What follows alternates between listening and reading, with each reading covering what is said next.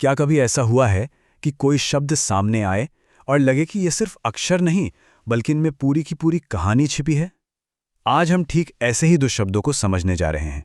ये ऐसे शब्द हैं जिनमें ज्योतिष भी है, पौराणिक कथाएं भी हैं, मतलब एक पूरी दुनिया बसी है।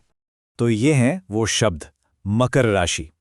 अब हो सकता है ये नाम सुना सुना सा लगे या शायद पहली बार सुन रहे हो, लेकिन बात सिर्फ इनके मतलब की नहीं है। असली सवाल तो ये है कि आखिर ये शब्द बने कैसे, ये अपनी कहानी कहते कैसे हैं। तो चलिए इसी सवाल का जवाब ढूंढते हैं, और इसके लिए ना हम एक जासूस की तरह काम करेंगे। एक एक करके सुराग जोड़ेंगे। सबसे पहले हम इन निशानों को, इन सिंबल्स को देखेंगे और समझेंगे कि इनकी आवाज क्या है। फिर इन आवाजों से शब्द कैसे बनते हैं वो जानेंगे, और फिर सबसे आखिर में इन शब्दों के पीछे जो पूरा का पूरा कॉन्सेप्ट छिपा है उसे सामने लाएंगे। तो चलिए शुरू करते हैं। तो हमारी पड़ताल का सबसे पहला पड़ाव वो लिपि जिसमें ये शब्द लिखे हैं। सीधी सी बात है, किसी भी कहानी को पढ़ने से पहले उसके अक्षर तो सीखने ही पड़ते हैं, है ना। ये जो अक्षर हम देख रहे हैं ये लिखे गए हैं देवनागरी लिपि में। ये वही स्क्रिप्ट है जिसमें हिंदी, संस्कृत जैसी कई भाषाएं लिखी जाती हैं। तो अब इन शब्दों की गुत्थी सुलझाने के लिए हमें इन्हें अक्षर अक्षर तोड़कर देखना होगा। आइए एक एक करके शुरू करते हैं।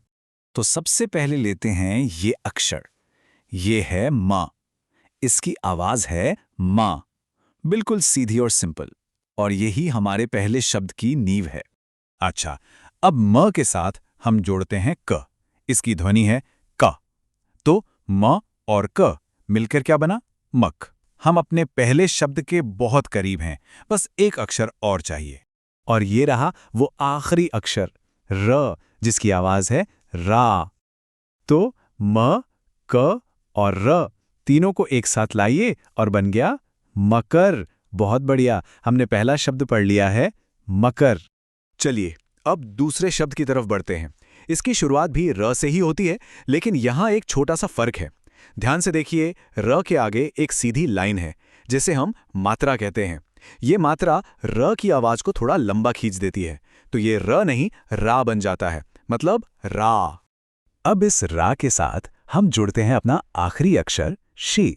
इसकी ध्वनि है शी। तो रा और शी मिलकर बन गया हमारा दूसरा शब्द राशि। तो लीजिए अब हम दोनों शब्दों को एक साथ पढ़ सकते हैं, मकर राशि। हमने इसे डिकोड कर लिया। तो ठीक है, हमने इन सिंबल्स को आवाज तो दे दी, पर अब सवाल आता है कि इन आवाजों का, इन शब्दों का मतलब क्या है। अब बारी है इनके अर्थ में उतरने की। हमारे पास दो हिस्से हैं, पहला मकर और दूसरा राशि। तो ऐसा करते हैं, एक एक करके दोनों का मतलब समझते हैं, क्योंकि जब हम इनके अलग अलग मतलब को जान जाएंगे तभी इनका जुड़ा हुआ मतलब भी समझ आएगा। तो पहला शब्द है मकर, और ये कोई आम शब्द नहीं है। ये असल में एक पौराणिक जीव का नाम है। हिंदू माइथोलॉजी में मकर एक बहुत ही अनोखा समुद्री प्राणी है। सोचिए, जिसका आधा शरीर बकरी का है और बाकी आधा मछली का, है ना कमाल का कॉम्बिनेशन। इसीलिए इसे सी गोट या समुद्री बकरी भी कहा जाता है। अब आते हैं दूसरे शब्द पर, राशि। वैसे तो राशि का आम मतलब होता है कोई ढेर या कोई मात्रा, अ क्वांटिटी। लेकिन जैसे ही हम ज्योतिष या एस्ट्रोलॉजी के कॉन्टेक्स्ट में बात करते हैं, इसका मतलब एकदम बदल जाता है। तब राशि का मतलब होता है ज़ोडिएक का एक साइन, मतलब राशि चक्र का एक चिन्ह। तो अब हमारे पास सारे टुकड़े मौजूद हैं। हमें लिपि पता है, हमें उच्चारण पता है, और हमें दोनों शब्दों का अलग अलग मतलब भी पता चल गया है। अब बस इस पहेली को जोड़ने की देर है। तो चलिए जोड़ते हैं इनको। एक तरफ है मकर, जिसका मतलब हुआ समुद्री बकरी, और दूसरी तरफ है राशि, जिसका मतलब हुआ चिन्ह या साइन। अब जब हम इन दोनों को मिला देते हैं तो क्या बनता है? इसका बिल्कुल सीधा सा लिटरल मतलब निकलता है, समुद्री बकरी का चिन्ह या द साइन ऑफ द सी गोट। ये मतलब कहीं और से नहीं, बल्कि सीधे सीधे इन्हीं दो शब्दों से निकल कर आया है। और समुद्री बकरी का चिन्ह, ये सुनते ही ज़ोडिएक का कौन सा साइन दिमाग में आता है? जी हां, कैप्रिकॉर्न।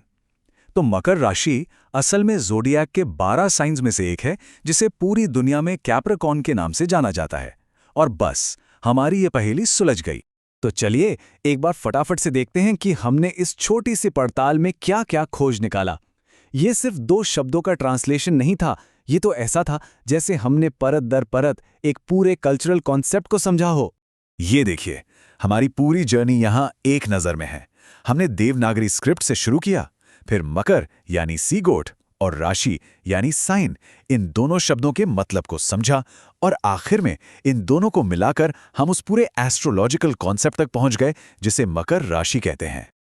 और सच कहूं तो सबसे कमाल की बात यही है कि कैसे सिर्फ दो मामूली से दिखने वाले शब्दों के अंदर स्क्रिप्ट, भाषा, माइथोलॉजी और कल्चर, मतलब एक पूरी की पूरी दुनिया छिपी हुई थी।